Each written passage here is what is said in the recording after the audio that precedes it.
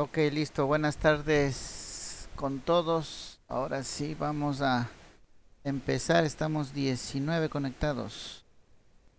Ok, entonces vamos a continuar, ¿no? La clase anterior, nosotros ya habíamos revisado el tema respecto al campo magnético en un conductor, ¿no es cierto? Habíamos visto en un conductor rectilíneo cómo se generaba el campo magnético y teníamos o habíamos hablado de la famosa regla de la mano derecha, ¿sí? El dedo pulgar apunta hacia donde va la corriente y el sentido de nuestros dedos al cerrar el puño nos indicaría hacia dónde está yendo el campo magnético. Ahora, también se había hablado ya, habíamos hablado de una espira, ¿no? En una espira, ¿qué era lo que sucedía?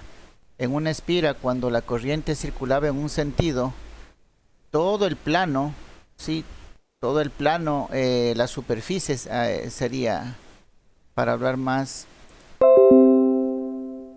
claramente, se polariza, ¿no es cierto? Tiene una polaridad norte o polaridad sur, dependiendo de la dirección de la corriente. Ya, vamos a colocar el tablero acá, ya listo.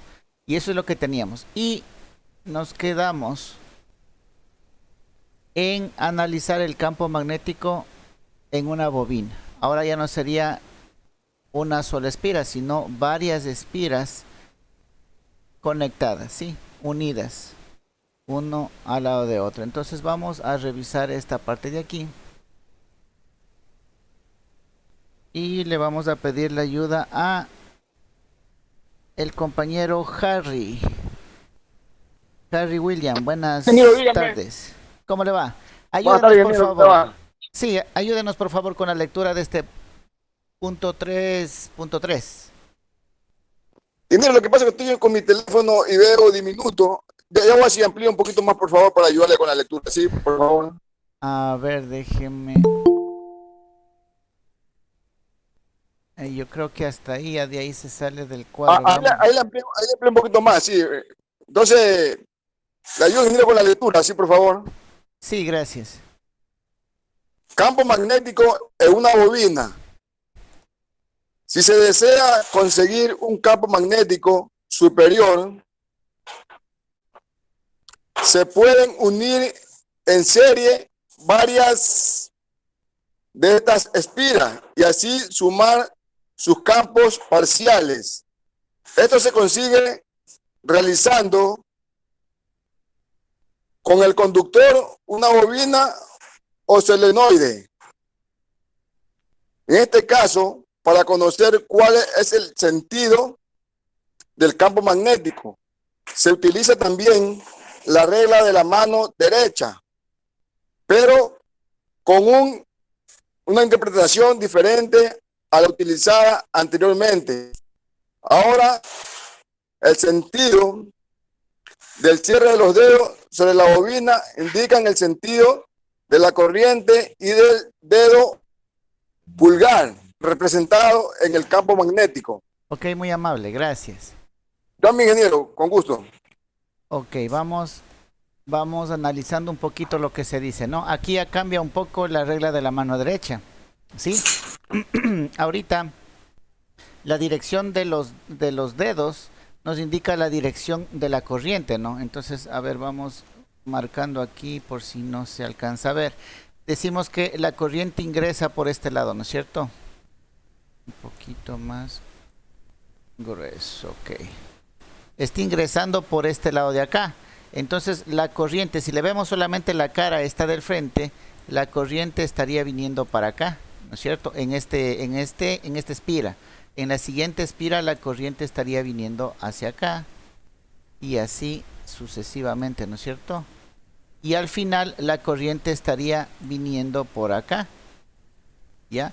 Entonces aquí se modifica un poco, dice que ahora el sentido de los dedos es el que nos indica hacia dónde va la corriente, ¿ya? Y el pulgar ahora nos indica el polo, ¿no? El polo magnético, en este caso estaría apuntando hacia el norte, ¿ya? Entonces, esa es la única modificación. Pero sí, como dice acá, ¿no? en la parte inicial. Esto hacemos para conseguir un campo magnético superior. ¿Ya? Entonces, hemos empezado con un cable conductor rectilíneo. ¿Sí? Presenta un campo magnético por la circulación de la corriente. Hemos hablado de una espira que ya genera un polo, ¿no? Genera un polo.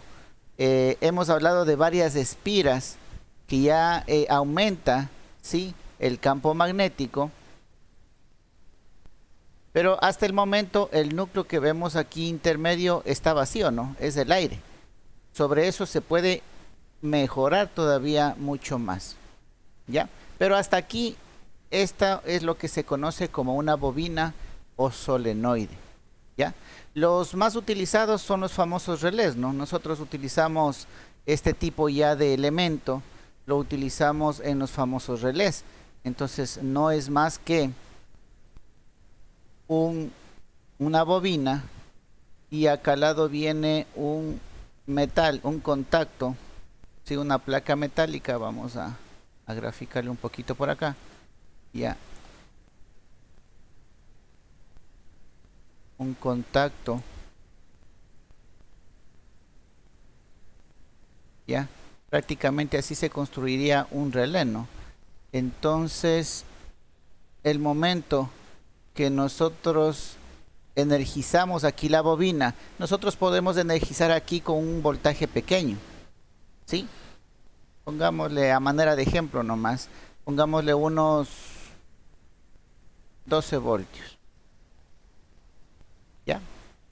Con 12 voltios yo acciono la bobina, pero este circuito de acá yo puedo conectarle a mi red, a mis 110 voltios, 60 hercios, que es un toma corriente normal, ¿no es cierto? Y puedo conectarle, aquí puede ser un motor, ¿ya? Puede ser un motor, y cierro. Entonces miren, esto en conjunto es lo que nosotros conocemos como los famosos relés, ¿no? Estos relés los encontramos en todo nivel, en el campo automotriz, en el campo eléctrico, no se diga, ¿no? Todos los accionamientos que tenemos y otros sensores más. Entonces miren, este sería el componente aprovechando, ¿sí?, el campo magnético que se genera. Entonces circulamos un voltaje, una corriente por aquí, se genera el campo magnético. El campo magnético es capaz de atraer un metal, entonces se genera el campo y el contacto se cierra, y cierra otro circuito que puede ser de voltajes y corrientes superiores, ¿no? Eso es lo interesante de un relé. ¿Ya? Algo más de potencia en el campo eléctrico, estaríamos hablando de los famosos contactores, ¿sí? El principio es el mismo, sino que se manejan ya niveles de corrientes y voltajes más grandes. Entonces esto ya es un elemento que podemos empezar a aplicarlo. ¿Ya? El otro que también es bastante común y de pronto lo tenemos en nuestra casa son los timbres, ¿no? Entonces aquí tenemos por acá una campana. Vamos a ver si dibujamos por aquí una campana. Ya.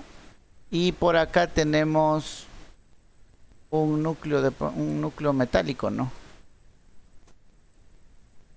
Ya. Obviamente con sus topes y todo lo demás. Entonces, ¿qué pasa? Aquí va a ingresar una corriente alterna. Entonces va a estar enviando, generando un polo en un sentido y en el otro sentido. Acuérdese que una señal alterna tiene voltajes positivos y voltajes negativos. ¿Ya? Voltajes y corrientes, ¿no?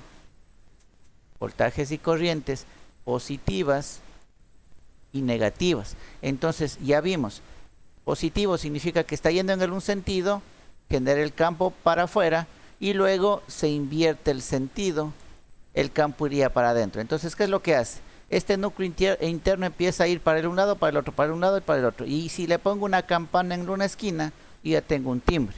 Y es el famoso timbre de escuela, ¿no? Timbre de escuela, colegio, que se utilizaba anteriormente. Ahora creo que es una sirena una sirena de aire me parece que es, con un motor eléctrico, pero el típico timbre antiguo que se utilizaba.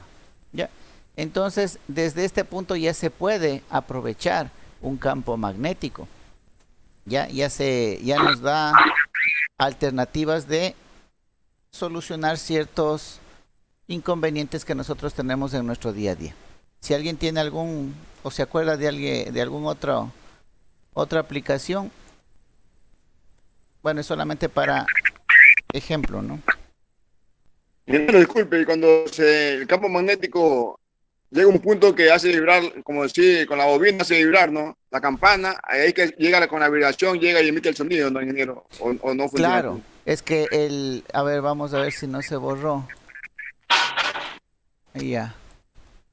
Esta parte metálica está empujando, choca con la campana y como da la vuelta el campo magnético está regresando. Entonces está choque y regresa, choque y regresa. Este núcleo está en constante movimiento, por eso es que escuchamos nosotros el sonido de la campana, del timbre repetitivo. ¿Sí? Ingeniero, muchas gracias. Ok. Entonces, eso ya sería el aprovechamiento de este campo magnético. Este tipo de campo magnético ya, como decíamos así, aquí ya en forma de bobina o solenoide ya puede ser aprovechado. ¿Ya? ¿Qué más? La intensidad. Vamos viendo la intensidad del campo magnético. ¿Sí? Dice, esta magnitud indica la fuerza de un campo magnético. Se representa con el símbolo H. Y tiene como unidad el amperio vuelta por metro. ¿Sí? Amperio vuelta por metro. Así, un campo magnético es más intenso cuanto mayor es la corriente que lo recorre y el número de espiras que lo forma. Por otro lado, será menor cuanto mayor es la longitud de la bobina. ¿Sí? Eso es interpretación nada más de la parte de la ecuación, ¿no? De la ecuación matemática. ¿Ya? La fuerza del campo magnético. Esta es la fuerza del campo magnético, ¿sí? Es directamente proporcional a n, que es el número de espiras, y a I, que es la corriente. ¿Ya? Entonces, a mayor corriente, mayor fuerza del campo magnético. O a mayor número de espiras, también es el mayor campo magnético. ¿Ya? Pero es inversamente proporcional a la longitud de la bobina. Entonces, con estos parámetros, nosotros ya podemos empezar a construir, dependiendo de ciertos requerimientos que tengamos, podemos empezar a construir ya nuestros elementos. Vamos con la fuerza magnetomotriz.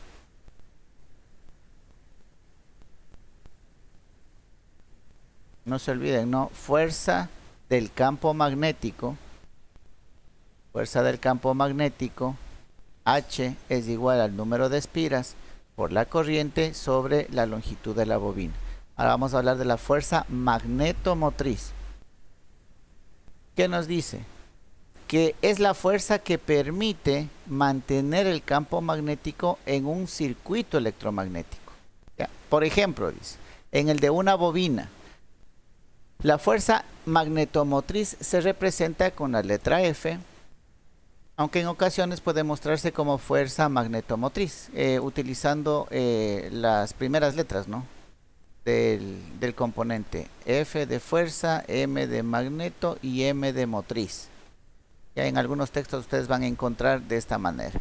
O con la letra F. Y se mide en amperios vuelta. ¿Ya? Entonces, acuérdense que el anterior, ¿no? La fuerza del campo electromagnético estaba formado por el número de vueltas y la corriente, que era el amperio vuelta. Lo que significa que el numerador de acá es de lo que estamos hablando aquí, ¿no? De la fuerza magnetomotriz. Entonces, como dice aquí, matemáticamente reemplazamos y obtenemos que la fuerza magnetomotriz es el número de espiras por la intensidad de la corriente. Y volviendo esto a reemplazarlo acá, entonces tendríamos que la fuerza del campo magnético ¿sí? Es igual a la fuerza magnetomotriz sobre la longitud.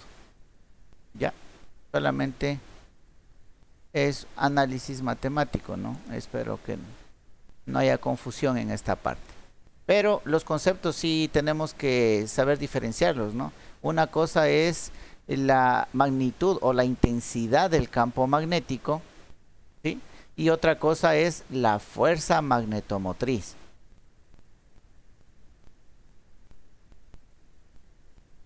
El circuito magnético, ¿sí?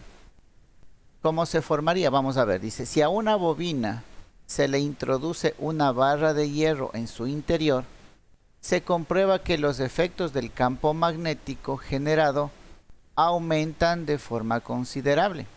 Esto es fácilmente comprobable acercando la sonda de un teslámetro a un circuito con núcleo y a otro sin él.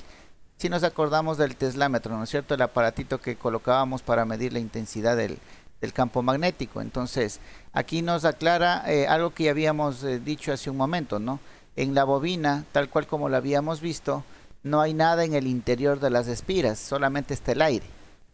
Y hasta ahí ya hemos incrementado, ¿no? Hemos aumentado el campo magnético, pero cuando colocamos un hierro en la mitad, en el centro de la bobina, este campo magnético aumenta. Es lo que estamos diciendo aquí. ¿Ya? Aquí dice, resulta evidente que en un circuito magnético con un núcleo de hierro o cualquier otro material de los denominados ferromagnéticos, el campo magnético aumenta para el mismo valor de corriente. Y no solo eso, sino que las líneas de fuerza pueden ser dirigidas en función de la forma física de dicho núcleo. ¿Ya? Entonces, habíamos hablado de aquí de las variables, ¿no es cierto? De la intensidad del campo. Es el número de vueltas, intensidad de corriente y longitud. Manteniendo este mismo número de vueltas, manteniendo esta misma intensidad de corriente y esta longitud de la bobina, ¿sí? Si solamente colocamos un núcleo de hierro o un núcleo ferromagnético, esta intensidad aumenta. ¿Sí? Esta de aquí aumenta, ya manteniendo los mismos parámetros, ya. Eso es lo que en pocas palabras nos está indicando acá. Y no solamente que se incrementa, sino que también nos permite, nos sirve como de camino para la circulación del campo magnético. Así que también es bastante aprovechable. ¿Ya? Entonces son dos cosas. Incrementa, ¿sí? Y también sirve de camino. No sé si han visto el uso de la fibra óptica, ¿no es cierto? O de guías de onda, podríamos llamarle, porque la luz también es una onda. Lo que significa que, vamos a hacer un pequeño ejemplo. A ver. Ya, digamos que yo tengo... No está muy grueso eso. La fibra óptica no es más que un fino, ¿qué sería? Hilo de vidrio, ¿no es cierto? Entonces vamos a tratar de dibujar.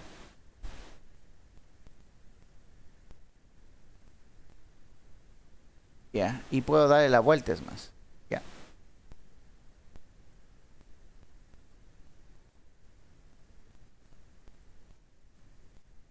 Ya, digamos que es un fino hilo de vidrio, ya. Y yo voy a colocar acá, le voy a colocar una lamparita, una luz.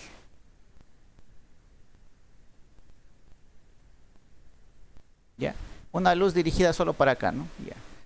Si no tuviera este hilo, la luz simplemente sale acá, ¿no? Se puede ver aquí alrededor de la fuente.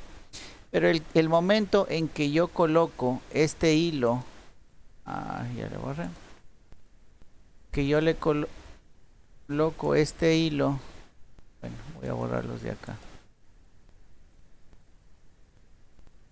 pegado a la fuente de luz.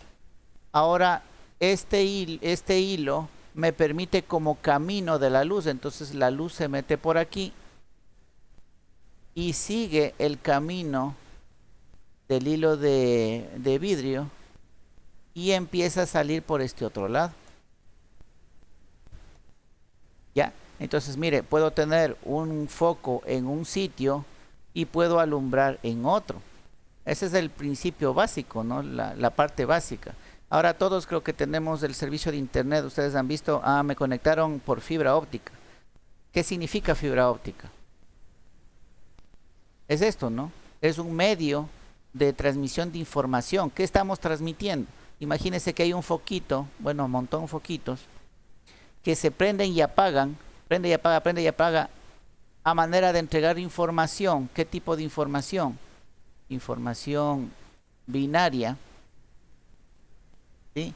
Está entregando unos y ceros. Prendido es 1, apagado es 0.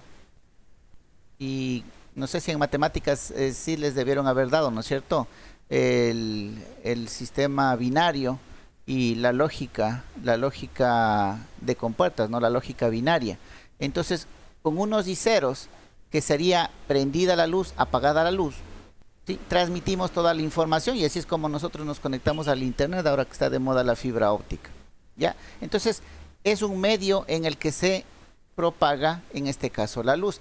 Algo parecido es lo que nosotros estamos teniendo con el campo magnético a través del núcleo. Entonces, aparte de que nos permite incrementar, ¿sí?, la fuerza, el campo magnético, porque tenemos un núcleo metálico que mejora las características conductivas del aire, ¿no?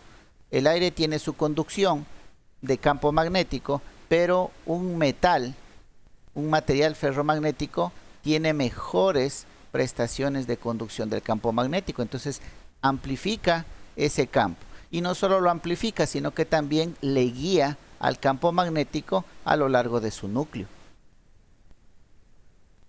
Primero, por eso que con la fibra óptica se mejora la señal de internet, ¿no? O sea, es mucho mejor que la tradicional, ¿no? Sí, es mucho más rápido, ¿no? No tiene pérdidas, una luz no tiene pérdidas. Verá que estamos hablando de que por un lado está una fuente de luz y por el otro está un receptor.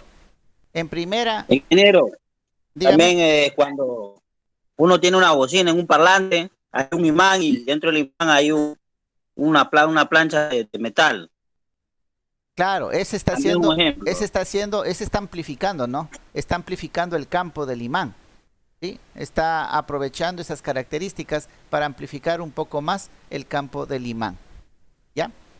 Entonces sí, volviendo a lo que me decía el compañero de la rapidez, ¿no? Es obviamente sabemos que la luz, la velocidad de la luz es lo más rápido que hay, ¿no es cierto? Entonces ese constante switcheo en el un extremo viaja hacia el otro extremo a la velocidad de la luz. Claro que la electricidad también, pero la electricidad se va quedando en el camino, ¿no? La electricidad se puede ir quedando por falsos contactos, por de pronto borneras, problemas de conexión, pero en una fibra óptica no tenemos eso. Tenemos el camino desde el un punto hasta el otro punto y esa información viaja a la velocidad de la luz, ¿ya? Entonces por eso es que la velocidad y sobre todo el ancho de banda es mucho mayor que una conexión por cable. Bueno, pero ese era el ejemplo para que tengan una idea de a qué me refiero con que guíe un campo, ¿no? En ese caso está guiando una luz, pero en este caso de que estamos analizando, nos guía un campo magnético. ¿Ya? Aquí, por ejemplo, a ver, ustedes son industriales. Bueno, es más en el campo. No, sí, ustedes también deben saber eso, ¿no? De pronto en algún taller, ustedes han visto la necesidad de cambiar los rodamientos en los ejes, ¿sí? Hay ejes y todo eje está cogido a unas chumaceras, a rodamientos. ¿Cuál es la manera de sacar, bueno, sacarle a golpe, ¿no? Pero de colocar uno nuevo, un rodamiento nuevo, si lo golpea, lo va a dañar. Entonces, ¿qué utiliza? Utiliza un calentador de rodamientos. No sé si han visto en los talleres utilizar ese aparatito. ¿Ya? Entonces calientan el rodamiento como es metálico, con el calor se dilata entonces entra fácilmente en el eje. Y una vez que se enfría el rodamiento, ya queda apretado en el eje, sin necesidad de haberle aplicado golpe alguno para no dañarlo. ¿Qué utilizan para calentar el rodamiento? Justamente algo como lo que estamos viendo aquí. Una bobina aquí con un núcleo cuadrado. ¿Dónde le colocan a la bobina? Bueno, primero este núcleo es desmontable, ¿no? Aquí hay un corte, vamos a simular el corte. ¿Ya? Aquí hay un corte, significa que yo este pedazo de aquí de hierro lo puedo retirar. ¿Sí? Lo retiro, aquí le coloco el rodamiento.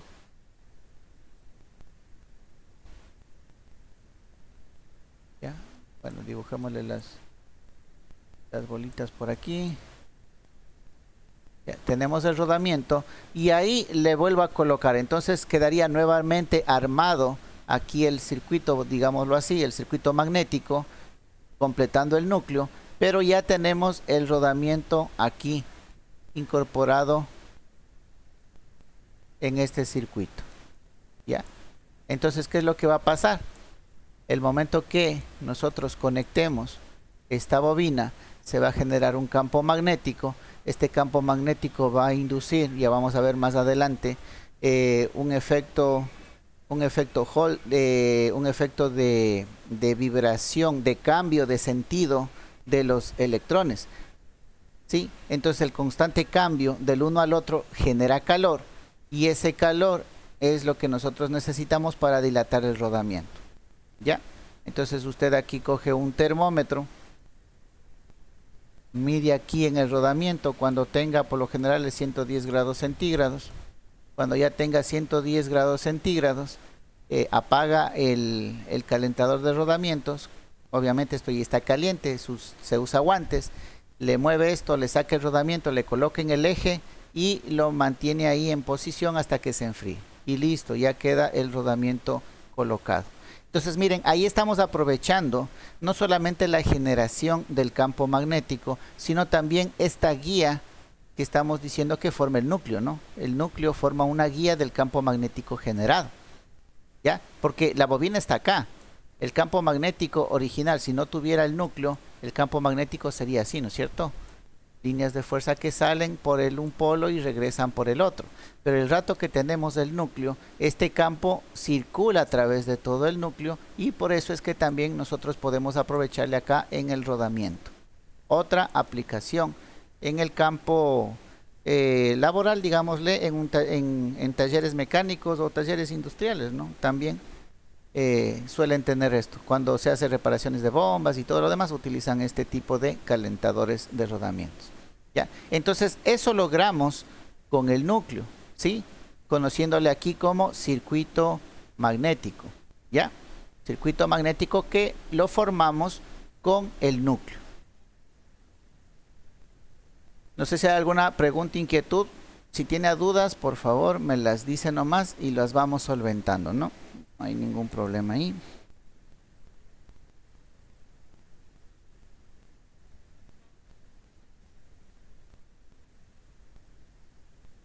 Como indica aquí, ¿no? Existen dos formas, dos circuitos magnéticos elementales. El cuadrado, ese es el típico, ¿no? El que nosotros vemos en los transformadores.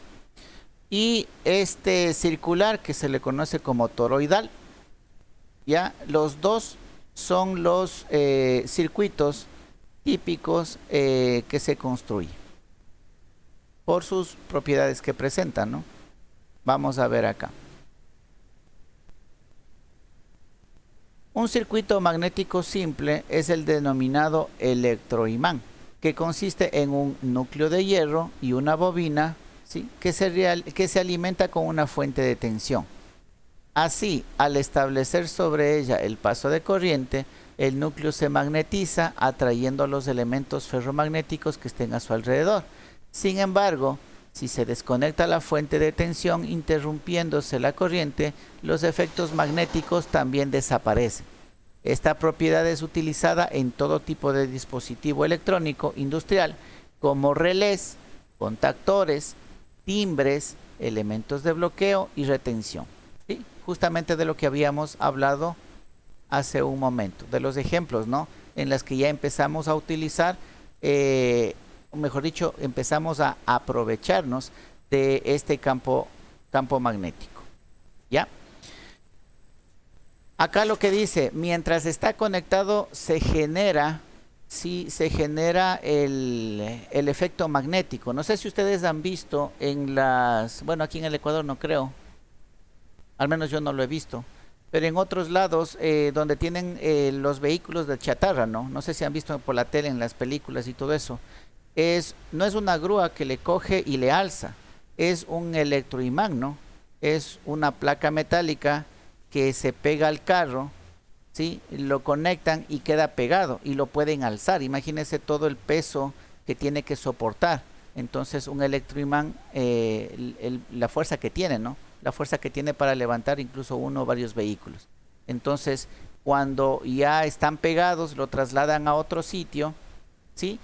Desconectan en el electroimán, ¿sí? Se desaparece la fuerza magnética, el efecto magnético, y los vehículos caen. ¿Ya? También es otra aplicación.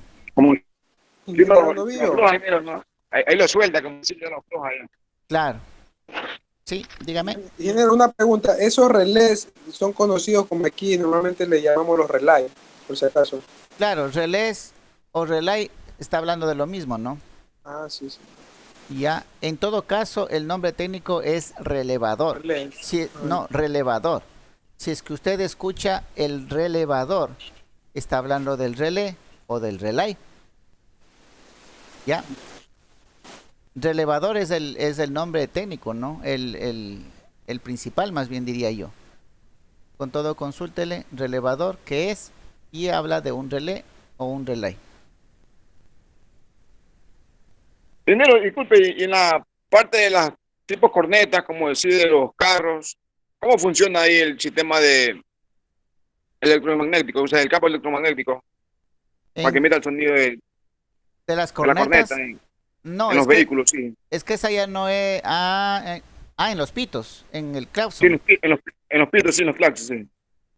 Ya, es igual, ¿no? Es una vibración que se genera, está acoplado, el núcleo está acoplado a una latita. Esa lata vibra y genera un sonido. Y adicional está colocado una tapa en forma de caracol, que lo que hace es amplificar el sonido de esa vibración.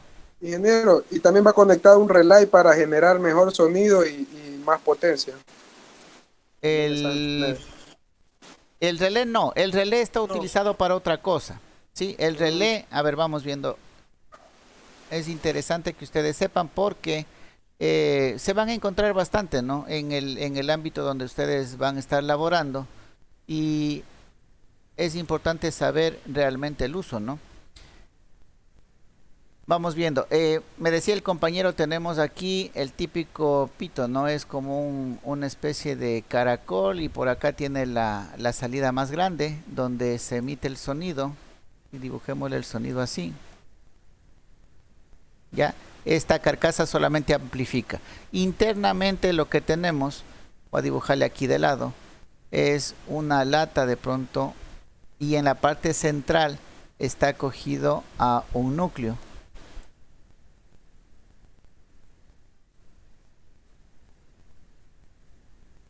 ¿Ya?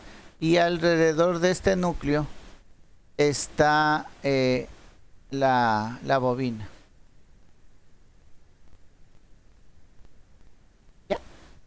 Entonces nosotros conectamos, cuando presionamos el pito, conectamos esto empieza a emitir un zumbido, ¿sí? Y este zumbido es amplificado por esta carcasa y es el famoso pito que nosotros conocemos. ¿Ya? Ahora, el uso del relé. ¿Por qué utilizamos el relé? Este elemento de aquí, si lo conectamos directamente a la batería, vamos a dibujar la batería por acá. Vamos a dibujar la batería del carro, ¿no? Vamos a dibujar acá, pongámosle positivo, pongámosle negativo. Y a través de esto, digamos que le conectamos, ¿no? Viene acá, pasa por el interruptor que estaría en el volante, y conectamos acá al pito, ¿no es cierto? Voy a graficar así solo con una línea para no demorarme mucho. Entonces, Ingeniero, ¿verdad? Ingeniero, ¿verdad? Viene a ser como un breakcaster. es el que corta la señal para que no se queme el pito, ni conexión eléctrica. Esa es la función de lo del delay. No, no, espéreme un ratito, ya, justamente eso estoy explicando, ¿ya? Si yo hago la conexión directa de este pito o esta carga que yo tengo, carga eléctrica, ¿ya? Yo conecto, estoy conectando directamente mi fuente, mi batería, a este elemento. Ahora, aquí viene la importancia. ¿Qué pasa si este elemento se me daña? Si este elemento me hace cortocircuito, acuérdese que es una bobina. Digamos que por ahí le entró la humedad, le entró agua, cualquier cosa, se golpeó, la temperatura, si le pusieron cerca al motor, se subió la temperatura y el aislamiento del cable se perdió, y como están hilos unidos entre sí, digamos que se perdió el aislamiento y ahora todos se unieron en una sola, ¿ya? ¿Qué pasa? Imagínense, si todos se unieron, si el aislamiento se perdió, prácticamente estoy haciendo un cortocircuito, ¿sí? El momento que yo presione el pito, ¿qué va a pasar? Va a volarse el fusible, si es que tiene, y si no tiene el fusible, se me va a hacer cortocircuito la fuente, ¿ya? Entonces aquí es donde se utiliza el relé, ¿ya? Entonces no le voy a conectar directo, ahora voy a conectar a través del relé. ¿Qué es lo que hago? Ahora en la batería, ¿sí?, voy a conectarle al interruptor que esté en el volante, y este interruptor me va a activar el relé, ¿ya? Y el relé es el que me va a activar el pito o las luces, ¿ya? Entonces ahí yo ya tengo un sistema ya de mando mejor, ¿no? Ya el cable, el circuito que utilizo para activar el relé es de menos consumo de corriente que el del pito. Entonces este le conecto a través de todo el circuito del volante y todo lo demás. Si tengo algún problema acá, que no lo va a tener porque la corriente es pequeña, ya no pasaría nada. Pero si tengo algún problema acá, ya no se me ve afectado el resto del circuito del vehículo. Ya, acá yo ya Ingeniero, puedo, es como un regulador. como un aislador, sí, porque estoy aislando, ¿no? Ingeniero, Dígame. ¿qué función cumple el Ahí. contactor en este caso? El contactor en este caso está dividiendo los circuitos, ¿no? Está separando el circuito de control del circuito de potencia. Vamos a otro ejemplo. En el caso eléctrico va a ser un poco mejor, ¿ya? Digamos que usted tiene un pulsador que tiene 110. Partamos de la fuente. Partamos de aquí, ¿ya? Usted tiene una fuente. Esta fuente es de 110 voltios, ¿ya? 110. Usted tiene aquí el botón para prender y apagar un motor trifásico, pero verá que está solamente conectado a 110, ¿ya? Y acá el circuito conecta a un contactor, ¿ya? Este sería el contactor. Y para que sea más entendible, para que vean que son circuitos separados, ¿ya?, vamos a decir que este contactor en cambio es trifásico y se conecta a un motor por acá, ¿ya? Entonces pongámosle las fases RST y todo lo demás, ¿ya? Entonces miren, eso más, ¿no? Esta de aquí puede ser 480 voltios trifásico, ya que funciona este motor. Entonces miren, el circuito del motor es de un voltaje trifásico a 480, ya, la parte de fuerza, lo que se conecta al motor, pero la parte de control la estoy haciendo a 110 y monofásico, porque no necesito ni bifásico ni trifásico, solamente monofásico, 110 monofásico, ¿Cómo logro eso? Con las propiedades que tiene. Entonces, ¿qué es lo que estoy haciendo? Aquí, internamente, estaba la bobina, ¿se acuerdan? Esta bobina, ¿sí? Funciona con los 110 voltios. No funciona con este sistema de acá, funciona con los 110 voltios, ¿sí? Y con ese voltaje genera un campo electromagnético que hace mover mecánicamente, hace mover aquí los contactos metálicos que tenemos y mecánicos, ¿ya? Entonces activo el relé, se activa la bobina, esta bobina crea un campo magnético, los contactos normalmente abiertos se cierran y conecta la fuente trifásica al motor. ¿Ya? Entonces miren, ¿qué es lo que realmente me está haciendo un relé, un relay, un relevador, un contactor, como ustedes lo quieran ver? Me permite, ¿sí?, separar un circuito de control de un circuito de fuerza. ¿Ya? Porque la otra, ¿qué le tocaría? Ir a subir ¿qué sería? Un interruptor de cuchillas trifásico. En este orden, ya un interruptor de cuchillas sería una palanca, ¿no? Una palanquita media grandecita, un interruptor grande. Ir a coger y moverlo directamente. ¿Ya? En campo hay muchas aplicaciones que se dan, ¿no? Yo quiero prender el motor, abro o muevo la caja de activación del motor y lo que hago es cerrar estas cuchillas. Pero es que yo tengo el campo por un lado y mi control por otro, yo no necesariamente tengo que estar en campo para activarle. Yo puedo aprovechar las propiedades del contactor, relé, relevador, como ustedes quieran verlo, y operar remotamente. ¿Ya? Claro, lo lejos. Exactamente. Entonces, por una parte me independiza los dos circuitos, control y fuerza. Y por el otro yo puedo tener un control remoto. Ya puedo tener un control a distancia. Ya, esas serían lo que realmente está haciendo el contactor. ¿Y para qué sirve, no? Las aplicaciones de estos elementos. No sé si hay alguna duda ahí, ya quedó un poco más claro el por qué utilizo.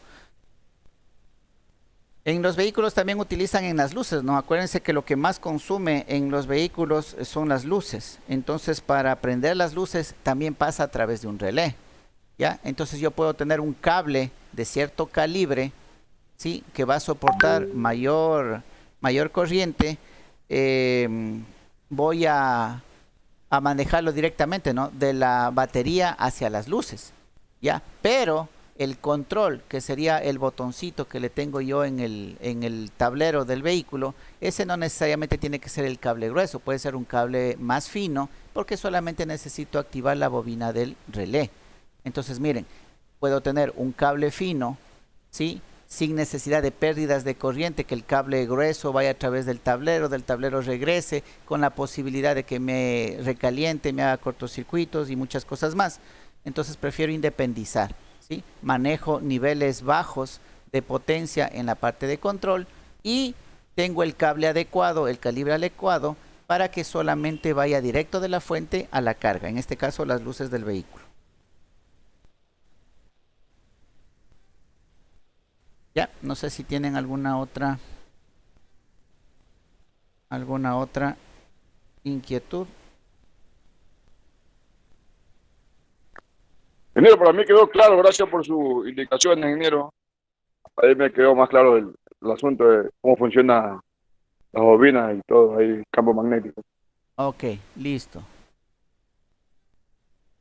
A ver, váyanle leyendo esta partecita. A ver, déjenme. Exactamente. Ya. Les pido un minutito nada más. Regreso. Mientras tanto, síganle leyendo esta parte, este experimento que dice. Y al regresar le analizamos. ¿Ya?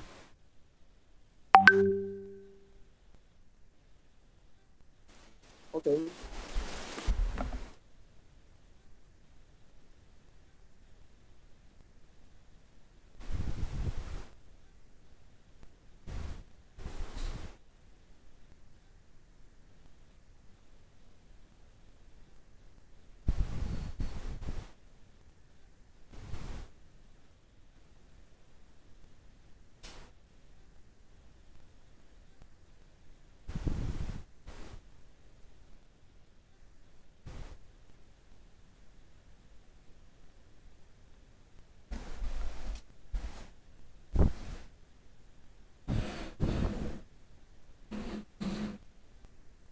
Ok, listo.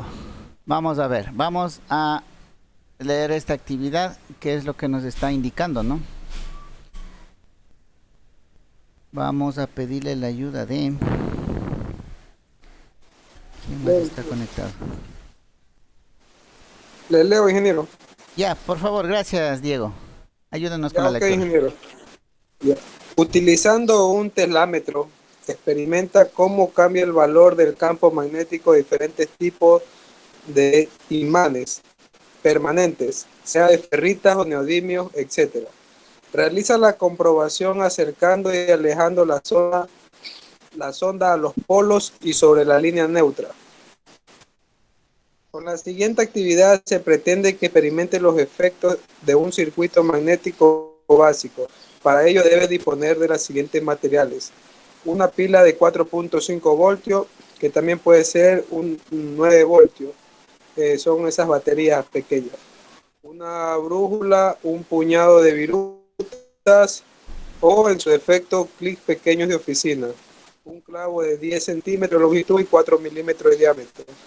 Hilo rígido aislado de 0.25 milímetros cuadrados, mejor el hilo de bobina que es esmaltado. Realiza una bobina de unas 20 o 25 espiras sobre el clavo, teniendo en cuenta de dejar como unos 15 centímetros de conductor en cada uno de sus extremos. Para el cable de 1 centímetro en ambas terminaciones. Ten en cuenta que si el hilo es esmaltado, debe retirarse el barniz con una lija o raspando con un filo de una tijera de electricista. Realiza las siguientes comprobaciones. A. ¿Qué ocurre cuando se alimenta la bobina con la pila y se acerca las virutas a la brújula o a la sonda del teslámetro? Realiza la comprobación por ambos extremos del clavo y por la línea neutra. B. Realiza lo mismo secando el clavo de la bobina, sacando. C. Construye una bobina con el doble de espiras y repite las comprobaciones. D. ¿Qué conclusiones saca de todo esto? Ya, ok, muy amable, Diego, gracias. Listo, vamos haciéndole medio mentalmente esta actividad. Lamentablemente no podemos realizar, aunque ustedes pueden hacerlo, ¿no? Si tienen los materiales, sí, si tienen los materiales y tienen un tiempo por ahí en su casa, pueden hacerlo, ¿no? Y comprobar para que no quede en el aire y en la explicación nada más, ¿ya? Entonces, vamos viendo lo que dice, ¿no es cierto? Se va a crear una bobina, ¿sí? Un imán, un electroimán, utilizando un cable aislado, que es lo que recomienda, ¿no? Un cable de bobinar esmaltado, ¿ya? Y utilizando un clavo como núcleo. La prueba dice que la hagan con clavo y sin clavo, para ver qué efectos es lo que se tiene. Vamos a ver con la parte del clavo. Entonces, si nosotros ya tenemos el arrollamiento, ya tenemos esta parte de aquí. A ver.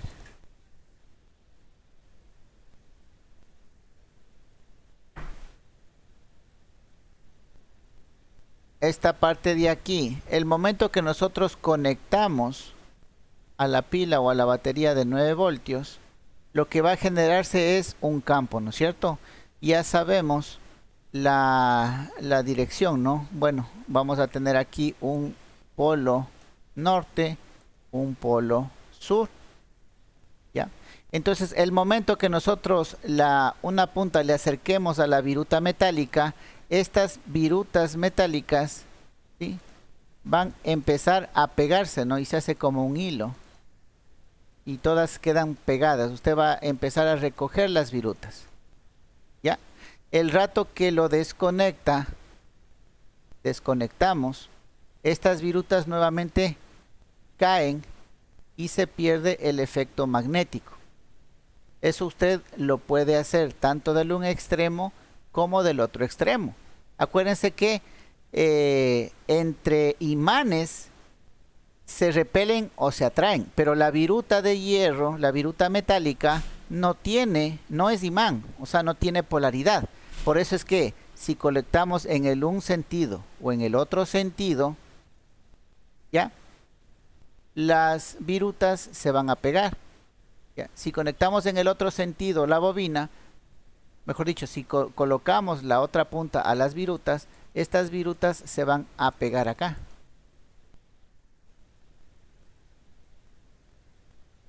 ¿Ya? Ah, ingeniero, de ambos polos se pueden pegar, ¿no, ingeniero? De Sí, los dos polos se pueden. de ambos polos se puede pegar. ¿Por qué? Porque la viruta no es un imán, ¿ya?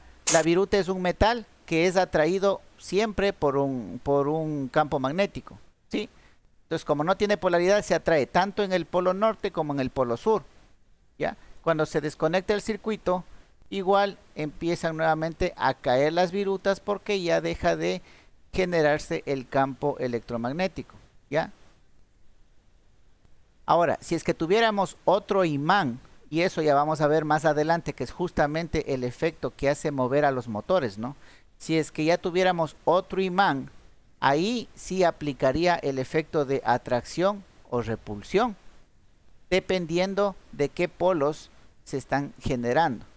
Pero en este caso, como es virutas, no habría ningún problema, ¿ya? En la parte de la brújula que dice que se haga el experimento también, con la brújula sí podemos hacer eso, ¿no?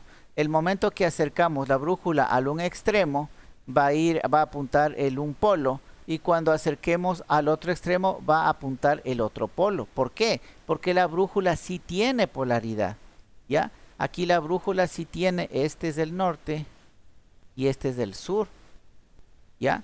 Entonces, por ejemplo, si le apego, este era el sur y este es el norte, la punta de la brújula va a apuntarle a la punta del clavo, en este caso, ¿no? Pero si nosotros le apuntamos esto al otro lado, la punta se giraría, se daría la vuelta. La punta de la brújula, ¿no?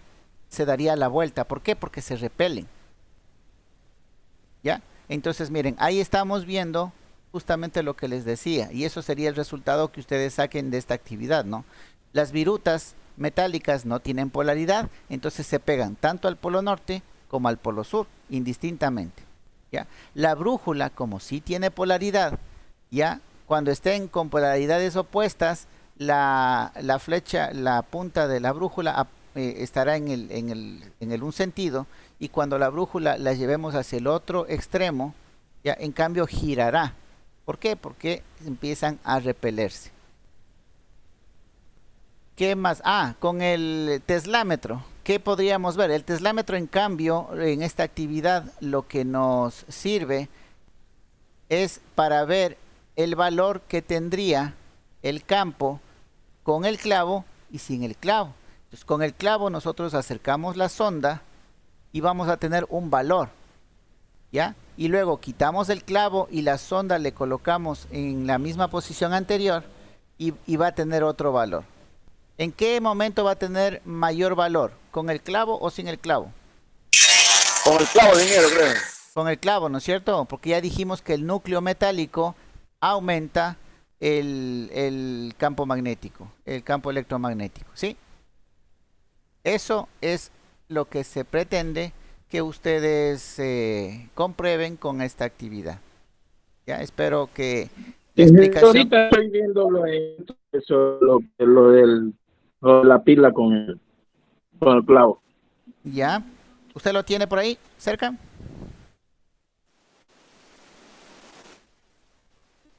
Bueno, si lo tiene, experimenten, ¿no? Sigan las instrucciones, ya saben que no van a hacer ni cortocircuito, no les va a pasar nada. Solamente una precaución, ¿no? El alambre esmaltado. El alambre tiene que ser esmaltado. O sea, no sirve coger el alambre normal de luz que nosotros tenemos, el multifilar, sacarle el cauchito y coger los hilos de cobre que tienen adentro, ¿no? No sirve coger y enrollar ese cable. ¿Por qué? Porque como no está esmaltado, ¿ya? Entonces todo este arrollamiento que estamos haciendo está haciendo un solo corto. No estamos haciendo una bobina, ¿sí?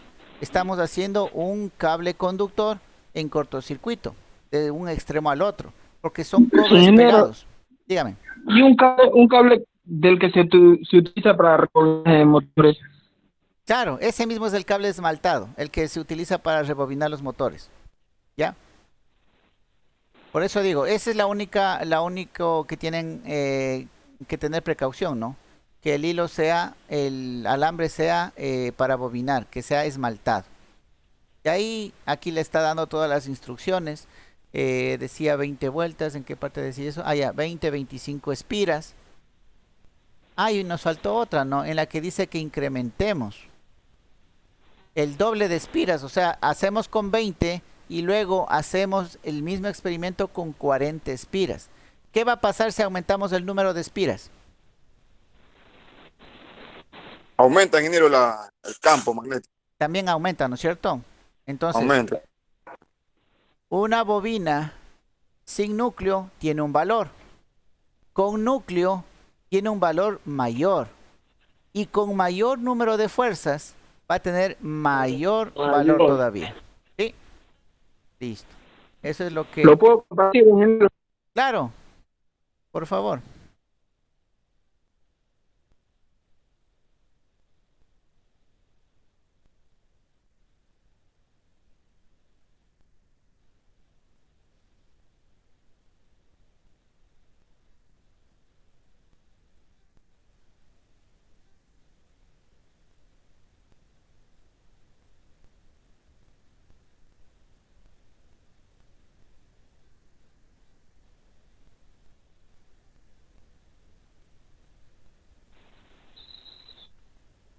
Se ve que estoy compartiendo.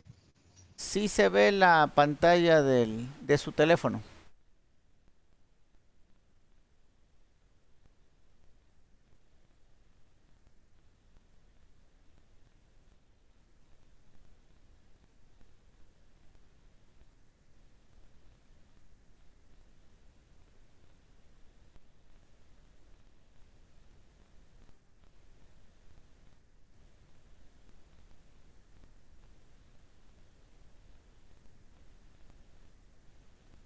Ya, ahí lo que está indicando, ¿no? Que podemos recuperar el cable esmaltado de algún transformador o de algún equipo que esté dañado. Ya Pero esté viejo. hay que tener mucho cuidado, ¿no? El momento que saque el alambre, de que no lo vaya raspando, porque ahí usted le va raspando el esmalte y le deja ya la parte del cobre, la parte conductora. Y por lo general, acuérdense, los bobinados, si es de motores, vienen barnizados, vienen, dependiendo del mantenimiento que le hayan hecho, ¿no?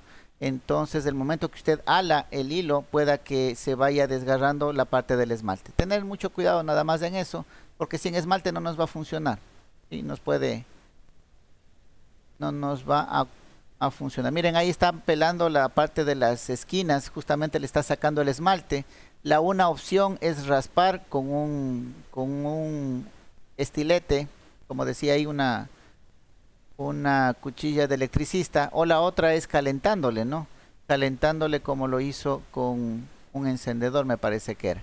Y miren, el momento que conecta, se convirtió en un imán y se pega los metales. Bueno, en este caso está ocupando clavos. En el ejercicio nos pide viruta metálica. Ya, y miren, se va pegando, ¿no?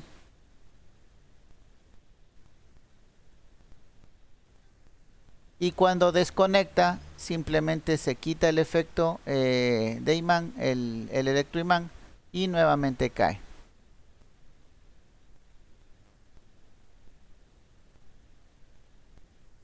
¿Sí?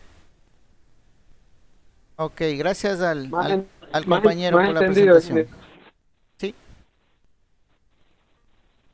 Ok, gracias al compañero por la presentación. A ver, déjeme nuevamente.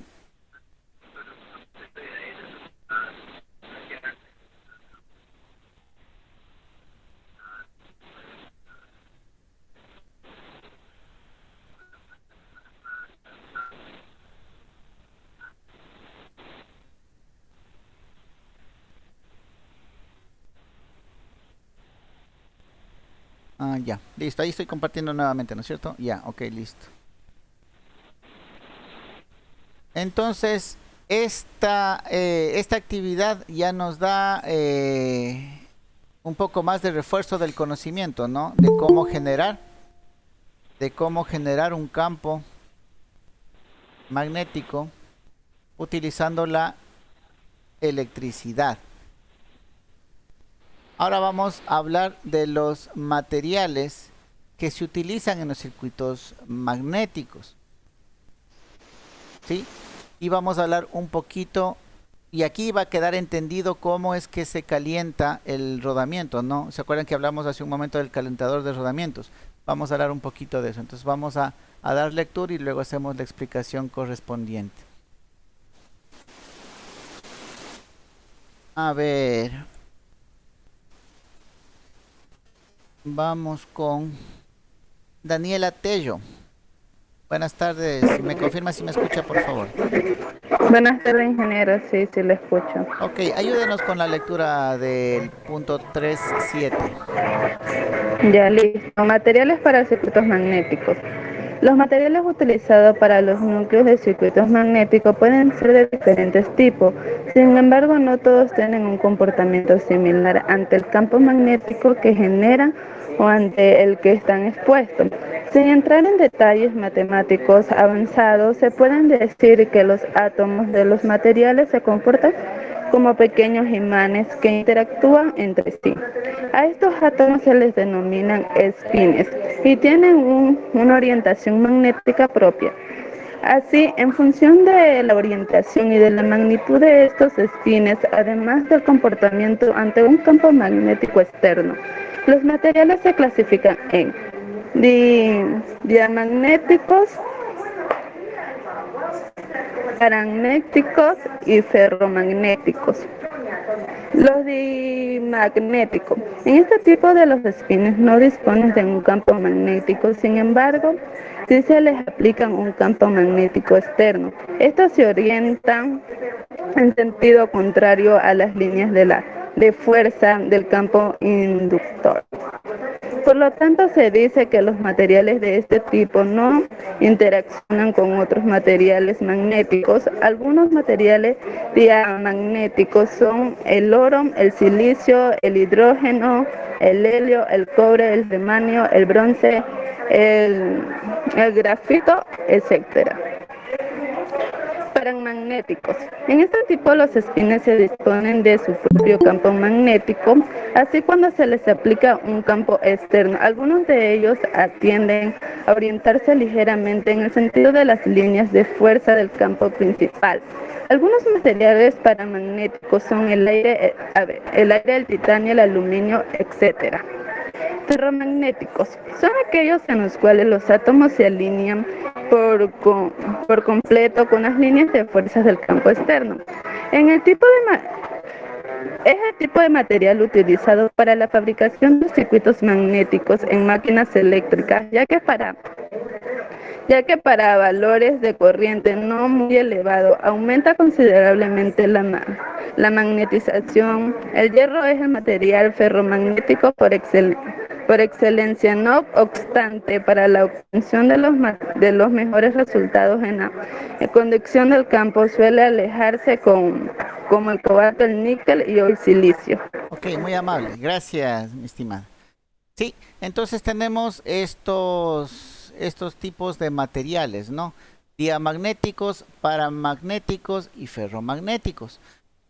Entonces, los unos dice que no disponen de campos magnéticos. Vamos para que esto quede un poquito más claro, vamos a aprovechar, me parece que acá, exactamente.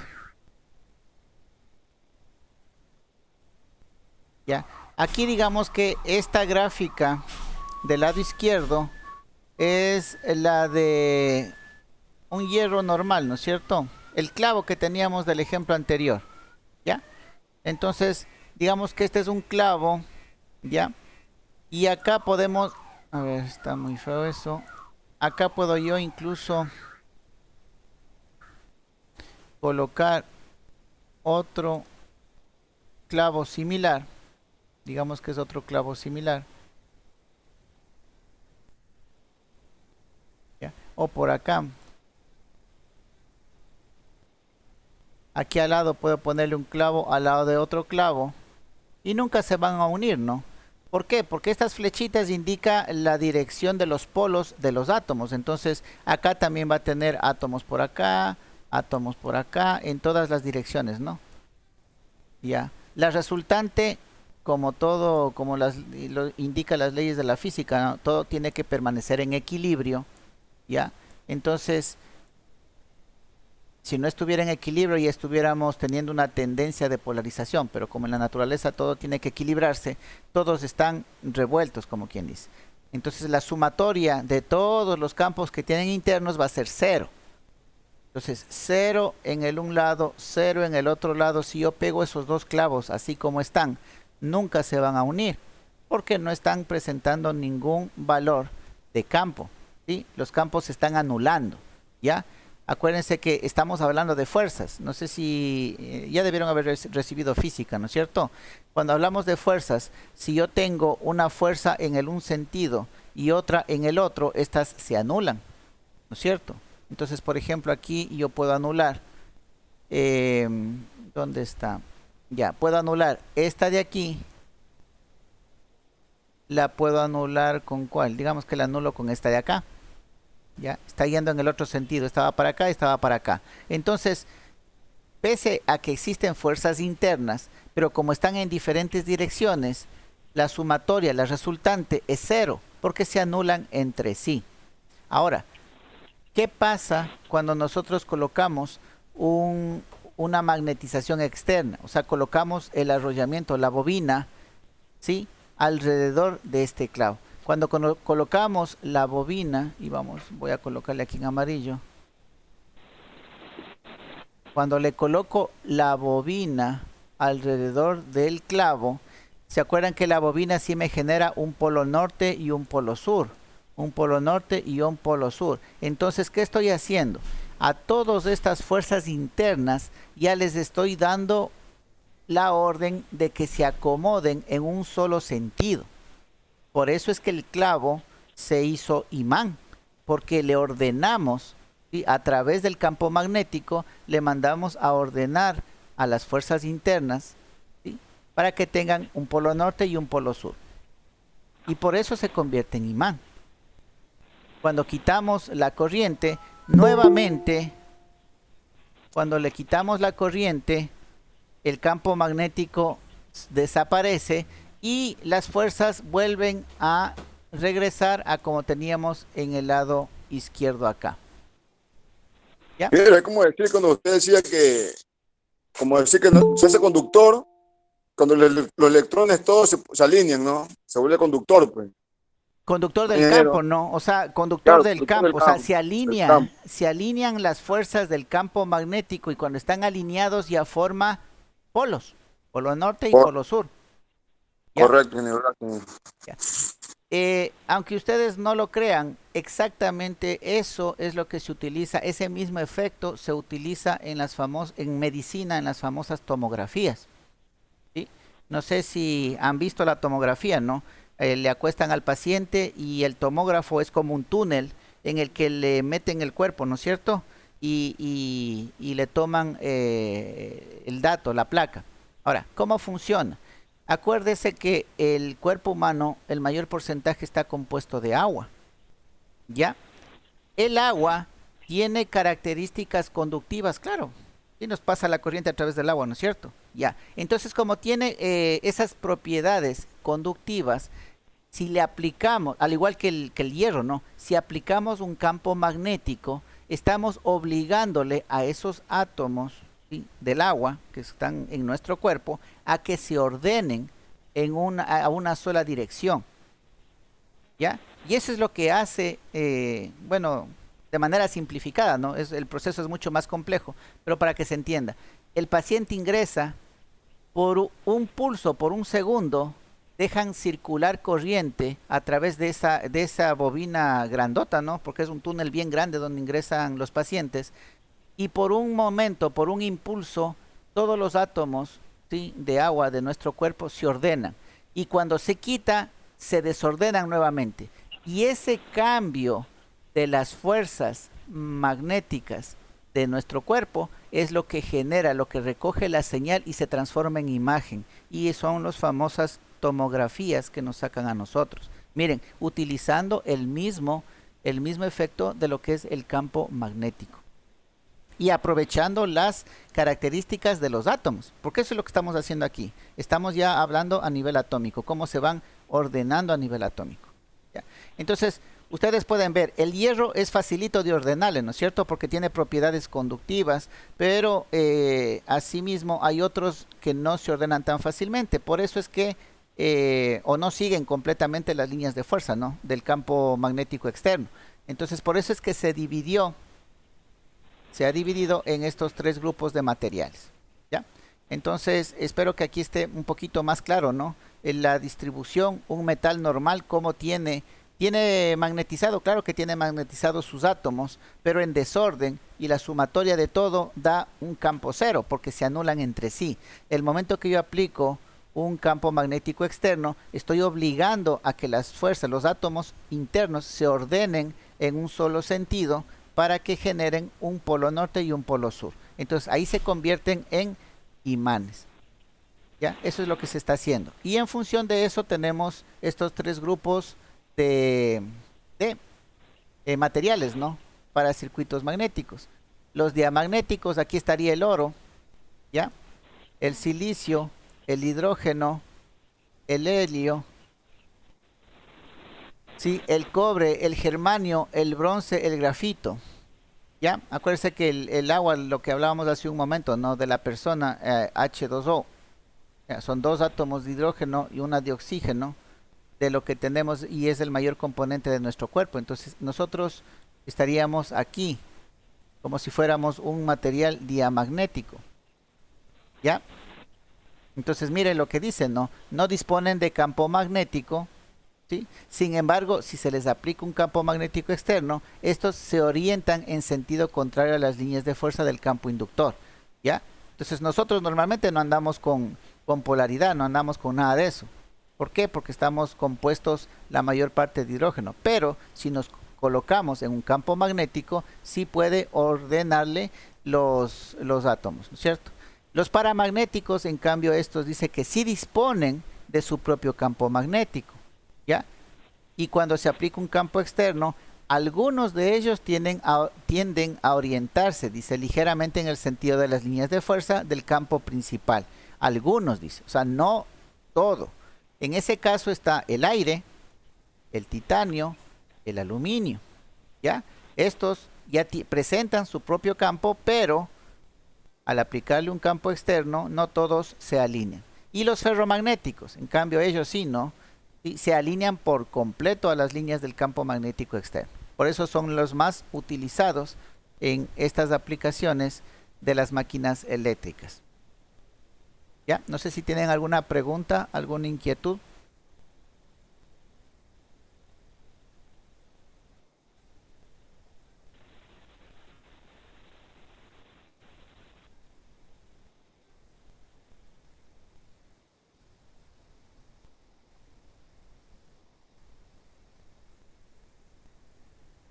Listo, entonces en función de estos materiales, ahí vienen otros parámetros, sí, como la reluctancia magnética, la curva de magnetización del material, que en esta parte no voy a hacer tanto énfasis porque nosotros no vamos a diseñar, ¿no? Es necesario conocer, pero de manera general. Ya la aplicación de estas fórmulas y el análisis y el cálculo es si nosotros fuéramos a diseñar. Pero como la formación técnica tecnológica no está para eso, está para aplicar, para reparar, ¿sí? Para dar mantenimiento, hacia allá va alineada la formación de ustedes. Entonces no voy a ahondar mucho en estos parámetros, ¿sí? Solamente con decir que la parte es parte de los parámetros, ¿no? De los parámetros de los materiales, ¿sí? En función de la fuerza magnetomotriz que van generando, ¿no? El campo magnético. Entonces ahí va saliendo la reluctancia. Con esto tenemos una curva de magnetización también del material. O sea, cada material va a tener su curva propia. ¿Ya? Para conocer esa curva nosotros debemos ir cambiando la intensidad, ¿no? Aquí tenemos un circuito para ir variando la intensidad. O sea, empezamos con una corriente baja, vamos incrementando la intensidad y vamos viendo cómo se va generando el campo. Y vamos a darnos cuenta que la generación del campo es de esta manera, ¿sí? Para el aire vamos incrementando la corriente, ¿sí? Se va incrementando el campo, ¿ya? Se va incrementando la fuerza, se va incrementando el campo. Para los otros metales, para los otros materiales, en cambio tiene esta forma, ¿no? Esta forma al pequeño incremento de la fuerza magnética, sí, el campo también va incrementándose.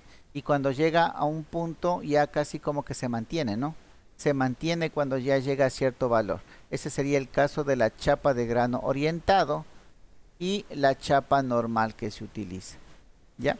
Estos puntos de curvatura se conocen como los puntos de saturación magnética, ¿sí? Sobre los cuales se debería hacer el diseño para que empiece a trabajar ese circuito magnético, ¿ya? Aquí se hacen, bueno, aquí utiliza diferentes materiales, se analiza las curvas. Bueno, esto no es tanto nuestro caso. Se ve cuál aleación es mejor, ¿no? Porque como decía anteriormente, no todo material original encontrado en la naturaleza nos sirve. Por lo general nosotros utilizamos aleaciones. Aleaciones, ¿por qué? Porque la mezcla de varios materiales nos da características especiales y específicas. Entonces, por lo general, en la parte técnica, ¿sí? En la parte tecnológica, lo que se utiliza son aleaciones, no elementos propios, podríamos decirlo de alguna manera, que lo encontramos en la tabla periódica de los elementos. No, tienen que ser aleaciones, tienen que ser mezclas. La permeabilidad magnética también es otro parámetro que hay que tener que se tiene en cuenta para el diseño, ¿no? Permeabilidad magnética ya nos puede dar incluso un sentido, ¿no? General permeabilidad es que permite el paso, ¿no? Es como decir, yo me puse está lloviendo y me puse un impermeable, ¿sí? Impermeabilidad significa que no va a pasar el agua a mi cuerpo. Entonces, hacia allá va la permeabilidad, ¿no? ¿Qué tanto permite el paso o qué tanto no? ¿Ya? O qué tanta resistencia pone el material a la circulación del flujo magnético. Pero, como les indicaba, estos son parámetros para lo que es el diseño de los equipos y eso no es el alcance de la formación, ¿sí? Ahí también tenemos la histéresis magnética. ¿Por qué? Porque en un sentido tiene un comportamiento y en el otro sentido tiene otro comportamiento. Y eso se conoce como histéresis, ¿no? Empezamos de un punto cero de partida. Ya, empezamos aquí en un punto cero. Vamos incrementando los valores y va incrementando. Esta primera curva ya nosotros la vimos anteriormente, ¿no es cierto? Ahora, si nosotros regresamos, vemos que no regresa por el mismo camino. Van cambiando los valores. ¿Ya? Y si regresamos hasta el otro extremo y volvemos a regresar, en cambio el camino ya es diferente y se mantiene esta histéresis, esta variación de caminos se conoce como histéresis. ¿Ya? Entonces, eso es importante saber porque acuérdense que las condiciones son variables, ¿sí? En estos circuitos. Entonces necesitamos ver el comportamiento a lo largo de todo el trayecto. Ese es el ciclo de histéresis que tenemos ahí. ¿Qué más? Esto de manera general, ¿no? Ya, aquí vamos. Esto sí es importante. Las corrientes parásitas o de Foucault. No sé si tenemos tiempo. ¿Qué horas son? Ah, ya tenemos... Ah, no, 10 minutos. Ya. ¿Qué nos dice? A ver, o para no quedarnos a medias. No, esto sí nos vamos a quedar a medias. Mejor esto lo vemos la próxima clase, porque es bien importante, ¿no? No sé si ustedes han visto los núcleos de los transformadores. No es un metal macizo. Está formado por plaquitas, ¿no? O si desarman un motor eléctrico, también la parte del núcleo está formado por capas. Más acá arriba parece que estaba la imagen de una chapa de estas. Déjenme ver. Miren, así.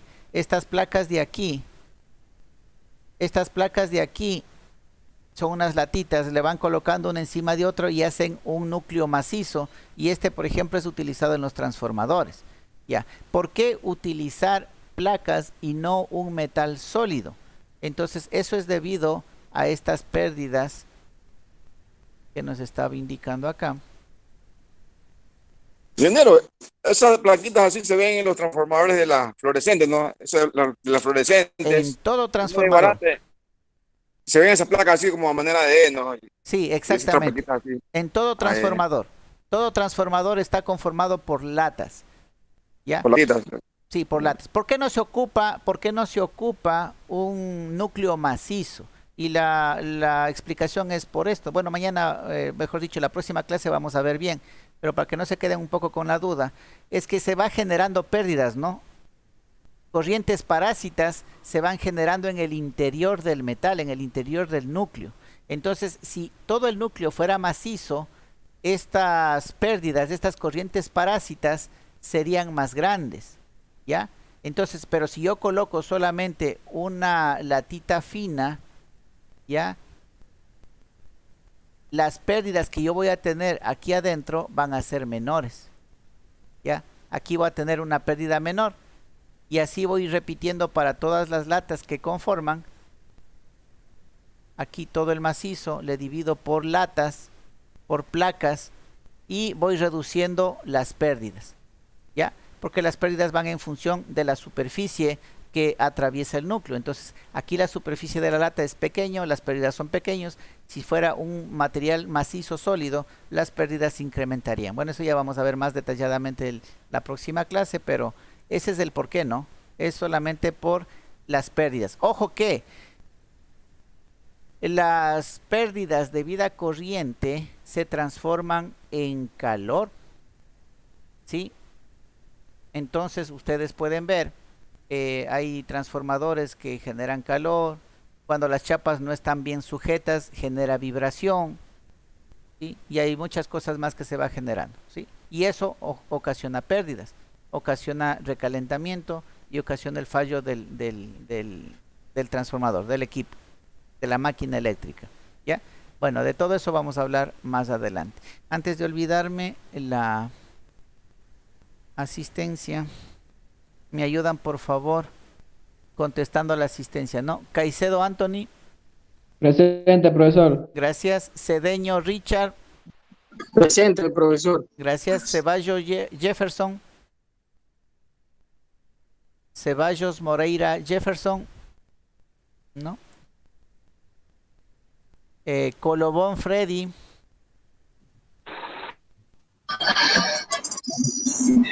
Colobón Freddy. No. Presente, ingeniero. Así está, ya. Cortés Kevin. Presente, profe. Gracias. Estrada Jorge. Estrada Jorge. No. Estupiñán Deiner Isidro. Presente. Gracias. Gallegos Víctor. Presente, ingeniero. Gracias. Jiménez Eddie Gabriel. Presente, ingeniero. Gracias. Marcillo Walter. Presente, profe. Gracias. Méndez Yeri Alexander.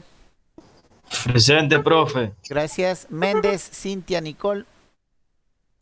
Presente, profesor. Gracias. Moreno Carlos Alberto. Presente, ingeniero. Gracias. Ortiz Roberto Alfonso. Ortiz Caicedo Roberto Alfonso. No. Pazmiño Iván. Presente, profe. Ortiz Caicedo. Ahí así Ortiz está. Caicedo, profe, presente. Ok. Pazmiño Iván. Presente, profe. Gracias. Salazar Harry William.